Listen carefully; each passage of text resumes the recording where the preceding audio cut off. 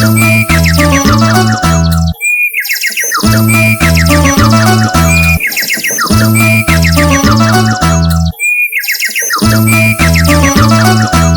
शांति छोटे। ओम शांति भैया। छोटे, आज की मुरली रिवाइज करेंगे, तो आज बाबा ने हम बच्चों को कौन सा टाइटल दिया है जरा बताओ। भैया मैं तो जानता हूँ, क्योंकि मैं खुद एक छोटा स्टूडेंट हूँ ना, इसलिए मैं भूल नहीं सकता। आज बाबा ने मुझे कहा कि मैं गॉडली स्टूडेंट हूँ और मेरी लाइफ भी गॉडली स्टूडेंट लाइफ है। और देखो भैया, स्टूडेंट कैसे होते हैं, दिन में पढ़ाई पढ़ते हैं, अपनी पढ़ाई में ही बिजी रहते हैं, उधर इधर की बातें सुनते नहीं, सोचते नहीं, बोलते नहीं, अपने काम से काम रखते हैं। तो मैं आज गॉडली स्टूडेंट हूँ और मुझे इस बात की खुशी है, इसलिए मेरा टीचर तो बाबा है ना, इसलिए मैं उसको बहुत रिस्पेक्ट करता हूँ। हाँ छोटे, आज बाबा ने यही कहा है। आज बाबा ने हम बच्चों को कहा कि भारत में देखो, भारत की भूमि इतनी महान है, अपनी भूमि पर हमें बहुत प्यार और रिगार्ड होता है ना। जैसे कोई विलायत का बड़ा आदमी यहाँ मरता है तो उसको वापस विलायत ले जाते हैं, क्योंकि कोई भी मरे तो अपनी अपनी जगह पे ही वापस लेके जाते हैं उसे, क्योंकि अपनी भूमि का मान रखते हैं। तो बाबा ने कहा भारत को कहा जाता है भगवान की जन्मभूमि, इसलिए हमें इस भूमि का मान रखना है। और ये भूमि बहुत पावन भूमि है, क्योंकि भगवान अथवा अल्लाह परमात्मा इस भूमि पर आता है और हम उनके सामने बैठ के हर बात को सीखते हैं। तो बाबा ने हम बच्चों को कहा कि तुम्हें ये नशा रहना चाहिए। दूसरा, स्टूडेंट को बाबा राजयोग सिखा रहे हैं, क्योंकि वो राजयोग सीख के राजा रानी बनेगा। तो बाबा ने फिर बताया, अभी हम बाबा से राज्य ले रहे हैं, तो हम राज्य लेके श्रेष्ठ बनेंगे, इसीलिए हमें अभी उच्च पद पाने के लिए राजयोग की पढ़ाई पढ़नी चाहिए। हाँ भैया, मना अपनी डिग्री का नाम राजयोग है। जैसे स्कूल कॉलेज में डिग्री पढ़ते हैं तो उन्हें सर्टिफिकेट दिया जाता है, हमें कौन सा सर्टिफिकेट मिलेगा जो हम सतयुग में जा सकेंगे। एंट्री होने के लिए भी आईडी कार्ड दिखाना पड़ता है ना भैया, तो अपना डिग्री का सर्टिफिकेट सतयुग में जाने के लिए दिखाना नहीं पड़ेगा। भैया मैं तो ऐसे ही कह रहा हूँ, लेकिन याद रखना हम सभी को धर्मराज के सामने अपनी डिग्री और आईडी कार्ड दिखाना पड़ेगा अंत में, और तभी हम तो झूठ भी नहीं बोल सकेंगे। हमारे अंदर जो भी है साफ साफ उसे पता चल जाएगा। हाँ हाँ छोटे, सही कह रहे हो। तो आज बाबा ने हम बच्चों को कहा कि तुम अभी शिव बाबा के पास आए हो। अगर तुम चिट्ठी भी लिखते हो तो क्या लिखते हो, शिव बाबा केयर ऑफ ब्रह्मा बाबा। तुमको कोई भी पोस्ट आदि अगर भेजनी है तो शिव बाबा के लिए हम लिख सकते हैं। फिर बाबा ने कहा कोई को तुम पोस्ट दिखाओ तो वो वंडर खाएंगे कि शिव बाबा केयर ऑफ ब्रह्मा कैसे लिखा हुआ है, ऐसा तो कभी सुना ही नहीं। फिर बाबा ने कहा छोटे कि देखो ये प्रवृत्ति मार्ग है, राज विद्या में भी बैरिस्टर पढ़ाते हैं, तो मेल फीमेल दोनों पढ़ते हैं, फीमेल भी जज होते हैं, बैरिस्टर डॉक्टर आदि बनती है ना। तो बाबा ने कहा सन्यासियों का है निवृत्ति मार्ग, वह अलग है। शंकराचार्य अगर नहीं आता तो पवित्रता का अंश नहीं रहता, यह भी बाबा ने बताया। बाबा ने ये भी कहा भारत एकदम जल मरता था, भारत को थमाने के लिए सन्यासियों का पार्ट भी बहुत महत्वपूर्ण है। फिर बाबा ने हम बच्चों को कहा कि ये सारी दुनिया में जो कहानी है ना, वो कहानियां ही है, बाकी कुछ भी उसमें तर्क नहीं है। हाँ भैया देखो, पहले तो हम शिव बाबा को लेटर लिख सकते थे, तब तो बाप दादा साकार में भी थे तो लेटर पढ़ते थे। लेकिन सोचो भैया, अभी हम पत्र लिखते हैं, सिर्फ भंडारी में डाल देते हैं, अगर उसका जवाब नहीं मिला और अगर मैं ज्यादा आत्मा नहीं समझता हूँ, अगर मेरी आत्मिक स्थिति बहुत अच्छी नहीं है, तो बाबा का आंसर जवाब मुझे कैसे मिलेगा भैया।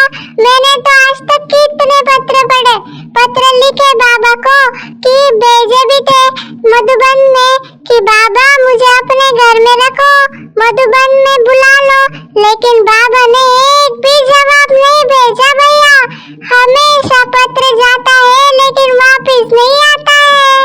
छोटे, लेकिन उसके लिए क्या करना चाहिए ये तुम खुद ही मुझे समझाना।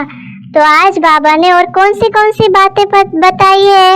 आज बाबा ने ये भी कहा छोटे कि बाबा पहले तुम लोग जब भक्ति करते थे बाबा की तो कहते थे कि हमें भगवान पर बलिहार जाना है। तो बाबा ने कहा जब तुम तन मन धन सब बेहद के बाप अर्थ देते हो उसे कहते हैं बलिहार जाना। बाप कहते हैं मैं पहले बलिहार जाता हूँ व तुम जाते हो। बाबा ने कहा पहले मैं बलिहार जाता हूँ तब फिर 21 जन्मों के लिए तुम बलिहार जाओगे। यह बातें तुम अच्छी रीति समझते हो, डायरेक्ट सुनते हो बाबा से। घर में रहते हो तो वहाँ मुरली आती है, दूर से सुनते हो। बाबा ने कहा अभी तो बाप सम्मुख बैठे हैं। बाप कहते बच्चों मैं तुम्हारा बाप भी हूँ, यहाँ अंधश्रद्धा की कोई बात नहीं है। बाप भी है, टीचर भी है, शिक्षा भी देते हैं हम बच्चों को। हाँ भैया, देखो मेरे पास तो छोटा सा तन है, मेरा मन तो बहुत व्यर्थ भी सोचता है और मेरे पास तो धन भी नहीं है।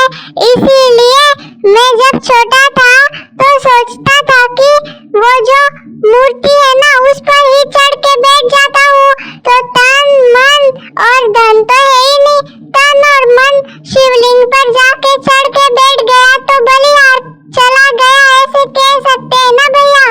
फिर बाबा मिल गया तो बात समझ आई, लेकिन अभी भी मुझे लगता है कि बाप दादा की गोद में बैठ जाओ तो उसे भी तो कहेंगे ना भैया कि तन और मन बाप के ऊपर बलिहारी हो गया। भैया आज बाबा ने ये भी कहा है कि साजन बिगड़ सजनिया जा नहीं सकती, हम सभी का साजन तो बाबा ही है, हम आत्माओं को ले जाता है।